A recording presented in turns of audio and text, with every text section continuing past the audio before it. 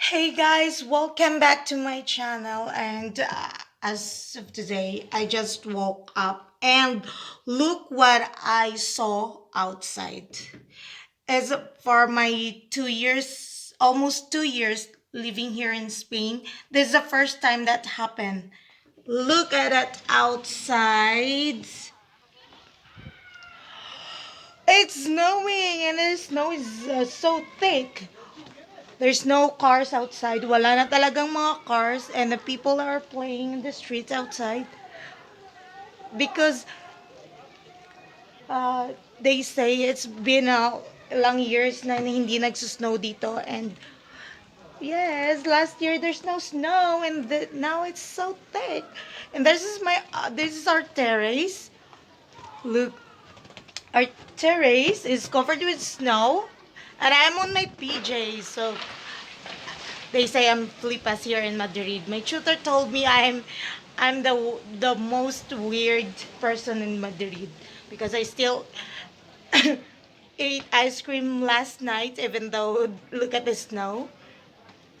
So later I will go down to show you downstairs and I have to buy some. I'm outside already. Look at the park. Usually it's a playground right there, but you cannot see.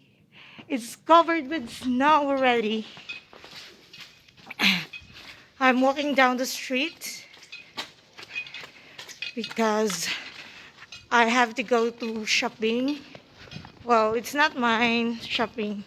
But I have to buy some gift for the kids. Ah, por Dios. I'm not prepared for this because, you know, as I've known before, there's no snow in Madrid. So I left all my snow boots in Netherlands. Sinaw nga si Inday.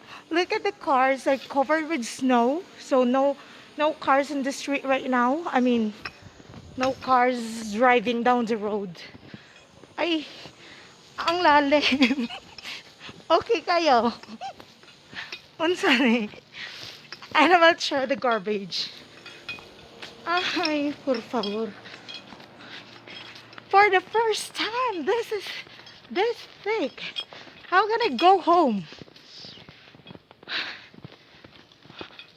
I rather wanna go home for today.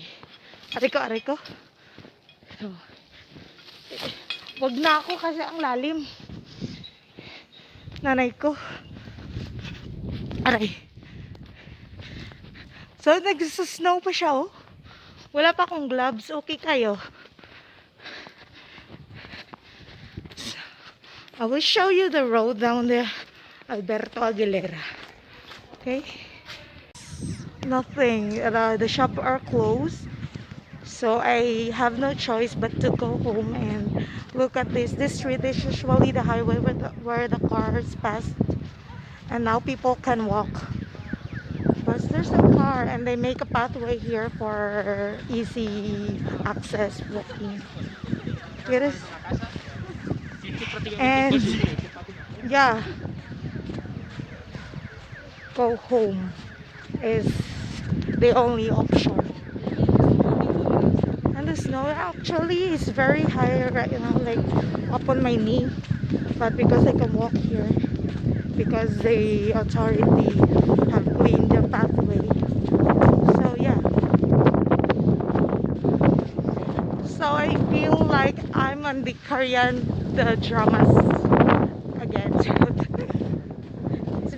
It's been a while that I saw snow. Most of the shop are closed. No choice. I buy my grocery at the Chinese shop. And look at that. It's still raining. I know it's still snowing pala. And this is the street where I leave my piso. So it looks so nice. Well, actually for me it looks so nice. And it looks like a snow town right there, down there. Like Christmas town.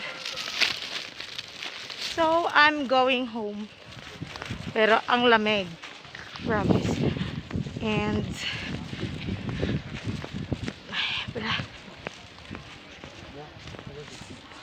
Sana wala yung work. And the people outside are walking, enjoying the snow because fun fact is the last snow in Spain is around 1960 daw. So today, uh, today 2021, I mean this year lang ulit nagka-snow ng ganito na napakalalim. So people are so amazed. Oh, actually bukas pa pala yung ano. So I have to buy vegetables. So this is how it looks like outside the house. Thank you so much guys for watching my vlog. See you for my next video. Bye bye.